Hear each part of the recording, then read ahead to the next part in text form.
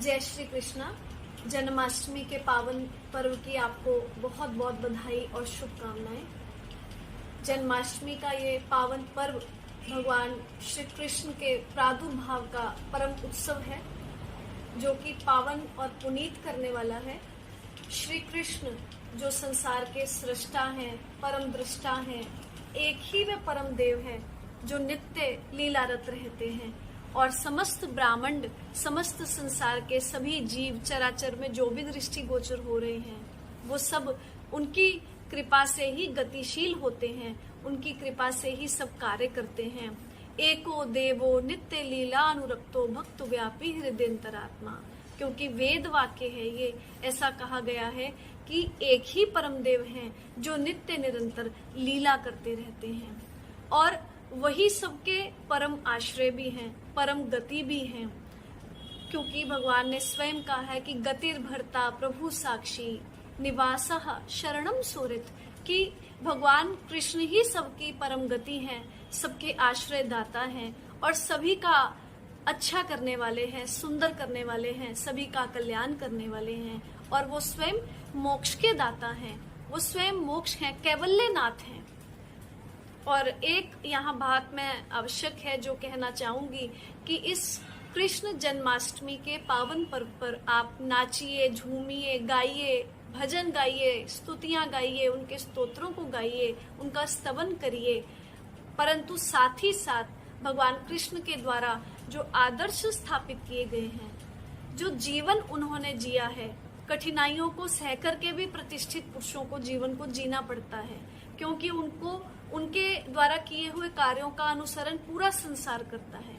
तो हमें बच्चों को, युवकों को, युवतियों को, सबको वो पढ़ाना है, सुनाना है, समझाना है कि प्रभु ने किस प्रकार से धर्म मर्यादा की रक्षा की, वेद मार्ग को उन्होंने बचा करके रखा, धर्म की उन्होंने स्थापना की, अधर्मियों का उन्होंने विनाश किया और सुंदर संस्कारों से कैसे जीवन को सजाया जा सकता है।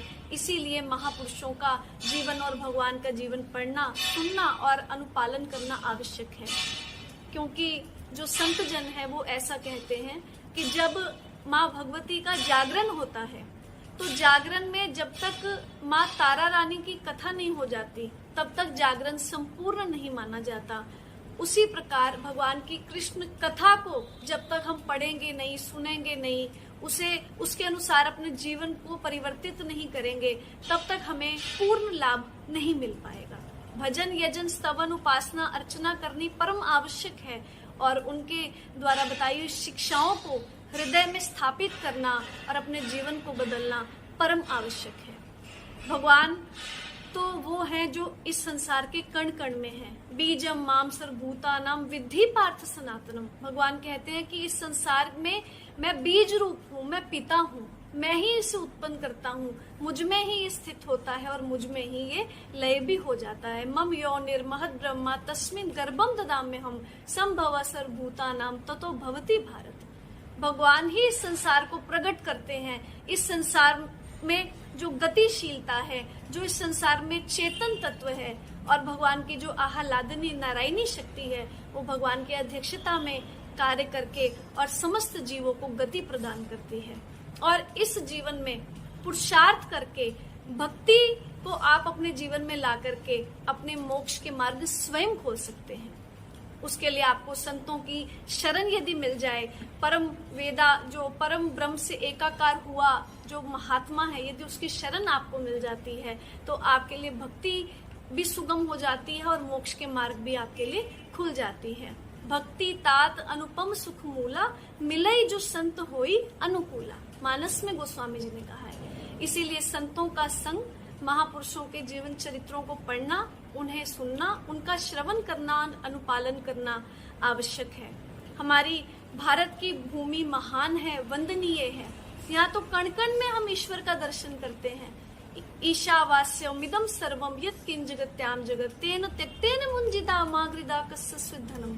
भगवान कहते हैं ईशावास्य उपनिषद में कि इस संसार में समष्टि में भगवत दर्शन ही करो और जो भी तुम्हें पदार्थ मिले हैं, जो भी तुम्हें प्रारब्ध जो प्रारब्ध के अनुसार जो पदार्थों की तुम्हें प्राप्ति हुई है उनका भोग केवल अपने कार्य की सिद्धि हेतु करो।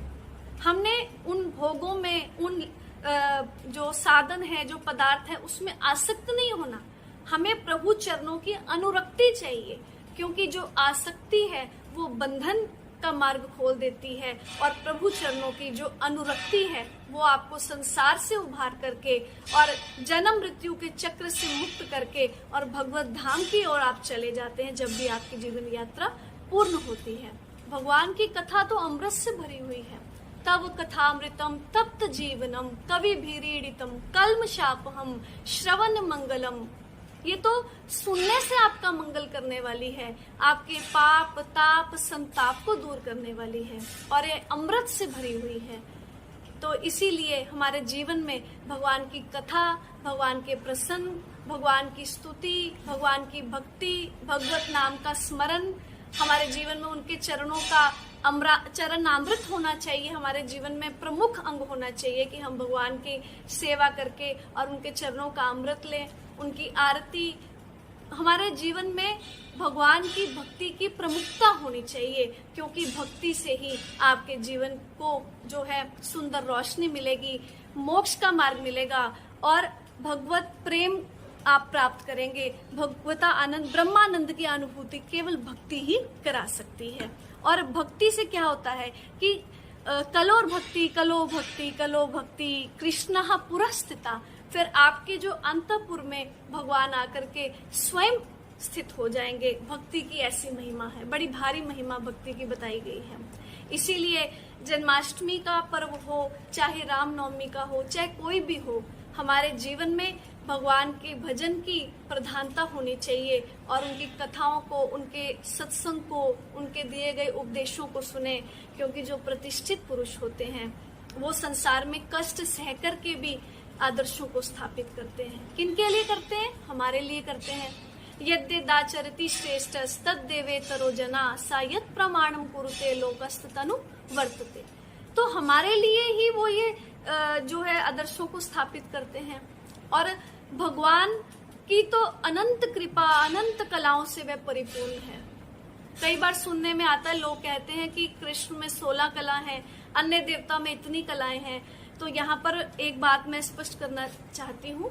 मेरे गुरुदेव भी कहते हैं कि भगवान में तो करोड़ों कलाएं हैं, उनकी कलाओं को कोई गिन नहीं सकता। उनकी कलाओं की को केवल नमस्कार किया जा सकता है, वो केवल श्रद्धा का विषय है। वो आपकी मन वाणी, आपके सोच बुद्धि से परे हैं, वो अतीत हैं, वो गुणातीत हैं, वो असीम हैं, परंतु मनुष्य की एक परिसीमा है।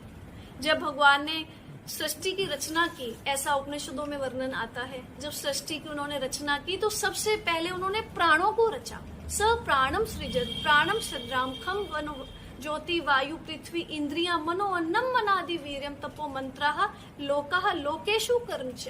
सबसे पहले उन्होंने प्राणों की रचना की। फिर उन्होंने, क्योंकि प्राण होंगे तो व्यक्ति कुछ कार्य कर सकेगा, चल सकेगा, घूम सकेगा, खा पी सकेगा, बोल सकेगा। प्राणों से ही सब जो कर्म इंद्रियां हैं अथवा ज्ञान इंद्रियां हैं और आपका जो मन बुद्धि चित्त अहंकार, जो भी ये तत्व हैं, सब 14 तत्व जो बताए गए हैं, इन सबको चलायमान प्राण करते हैं। तो भगवान ने इसीलिए सृष्टि की रचना में सबसे पहले प्राणों को रचा और प्राणों के भी आगे 5 भाग कर दिए।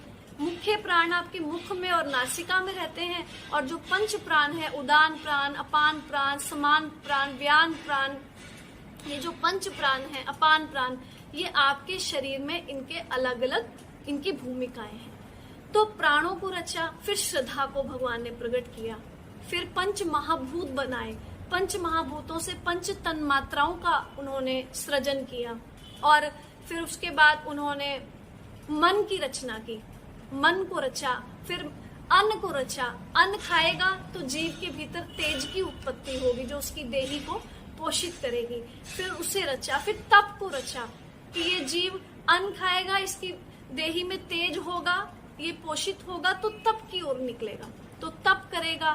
तप के लिए फिर मंत्रों को रचा गया, फिर मंत्रों से आगे कर्म का निर्माण उन्होंने किया कि आज एक व्यक्ति ये तप करता है, मंत्रों का जप करता है, अथवा स्तुतियां करता है, अथवा भगवान का ध्यान करता है, और फिर कर्मों की रचना की, और कर्मों के बाद फिर उससे आगे मिलने वाले जो लोग हैं, जो कर्म का परिणाम है, आपका अपना कमाया हुआ जो है, फिर उसकी रचना की, और उन लोगों के अलग अलग नाम प्रभु ने बता दिए। इसीलिए इस मनुष्य देही का पूर्ण लाभ वही व्यक्ति ले सकता है जिसके जीवन में श्रद्धा हो, प्रेम हो, भगवत चरणों की अनुरक्ति हो। संसार की आसक्ति आपको अंधकार में धकेल देगी, और जो भगवान के चरणों की अनुरक्ति है वो आपके जीवन में प्रकाश लेकर के आएगी। इसीलिए संतों की शरण में जाकर के अपने जीवन के कल्याण का मार्ग स्वयं खोजना पड़ता है। तद विद्धि प्रणिपातेन परिप्रश्नेन सेवया उपदेक्ष्यन्ति ते ज्ञानम ज्ञानिनस्तत्व दर्शिना। हे जीव, हे मानव, जाकर के तत्ववेता गुरु की शरण में जाकर के विनय पूर्वक उन्हें प्रणाम कर, उनकी सेवा कर, और अपने जीवन के उद्धार के लिए, मोक्ष के लिए उनसे मार्ग पूछ, क्योंकि ये संसार बड़ा दुस्तर है, यहाँ जो माया है वो बड़ी दुस्तर है। केवल भगवत चरणों की शरणागति से उस माया का आप उसे पार करके और भगवान के धाम तक आप पहुंच सकते हैं। नहीं तो संसार में भटकन तो है ही, अंधकार तो है ही। पुनरपि मरणम पुनरपि जननम पुनरपि जननी जठरे शयनम। नहीं तो ये श्रृंखला तो चलती ही रहेगी। इसीलिए हमने इस श्रृंखला को तोड़ना है। बड़े भाग्य मानुष तनु पावा, सुर दुर्लभ सब ग्रंथ ही गावा। इस देही की प्राप्ति बड़ी कठिनाई से हुई है।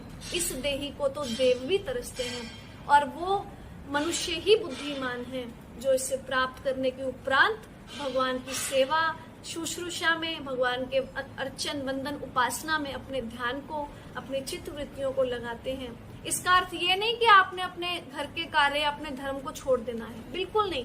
धर्म को निभाना है, कार्य भी करने हैं, कुटुंबी जनों की सेवा भी करनी है, अर्थ की व्यवस्था भी करनी है, भोजन की व्यवस्था भी परिवार के लिए करनी है, राष्ट्र धर्म के लिए भी आपका जो धर्म बनता है उसे निभाना है, गौ ब्राह्मण संतों की सेवा भी करनी है, और कोई जिससे आवश्यकता है, कोई भूखा है, कोई गरीब है, आपका दान भी वहां जाना चाहिए, क्योंकि दान से वित्त शुद्धि होती है और भगवान की कथा सुनने से आपके चित्त की शुद्धि होती है। तो हमें वित्त भी शुद्ध चाहिए, चित्त भी चाहिए, परंतु आसक्ति किसी पदार्थ में नहीं चाहिए, केवल अनुरक्ति चाहिए। भगवान के चरणों की अनुरक्ति आपके कल्याण के मार्ग खोल देंगे। इसीलिए आज इतना बड़ा महान पर्व है कि जब हम जो भगवान समष्टि के जो प्रकट करते हैं, ममैव वांशो जीव लोके जीव भूत सनातन, जो इस संसार को उत्पन्न करते हैं, कोटि कोटि ब्राह्मणों को उत्पन्न करने का सामर्थ्य जिनमें प्रभु में है। अनंत कोटि ब्राह्मण अकारण से करुणा करने वाले उन परमेश्वर के प्रादुर्भाव का आज हम बहुत भारी महोत्सव सब मना रहे हैं। ये प्रभु की अनुकंपा कृपा का ही परिणाम है।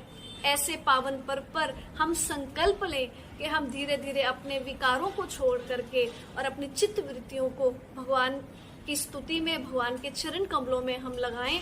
एक कदम उनकी ओर बढ़ाकर को देखें, उनके करोड़ों जो कदम हैं आपको बढ़े हुए मिलेंगे। इसीलिए पुनः आप सभी को जन्माष्टमी के पावन पर्व की मैं हार्दिक बधाई देती हूँ, शुभकामनाएं देती हूँ, और अपने परमपिता परमेश्वर भगवान कृष्ण यशोदानंदन देवकी नंदन नंद के आनंद प्रभु से मैं यही विनती करती हूँ कि हम सबके जीवन में आपके श्री चरणों की भक्ति हो, हम सबके जीवन में हम धर्मयुक्त जीवन जिए, सब विकार रहित हो जाएं और अपने जीवन का कल्याण करें।